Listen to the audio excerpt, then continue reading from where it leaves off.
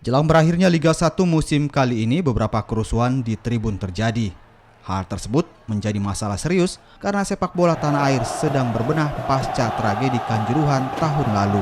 Demi meminimalisasi kejadian serupa terulang di musim depan, Ketua PSSI, Erick Thohir mengusulkan ada sanksi pengurangan poin. Sanksi terberat diberikan jika terjadi pengaturan skor atau match fixing. Ada sebuah kejadian di lapangan, ya, apakah aturan yang ditabrak, ya, jangan main match fixing. Kalau match fixing langsung degrasi aja. Ya, kalau ada match fixing ditangkap itu langsung degrasi. Ya. Dan wasit pemain hukum seumur hidup. Tapi kalau ada problem lain seperti yang kemarin, ya, kembali kita kurangin poin saja.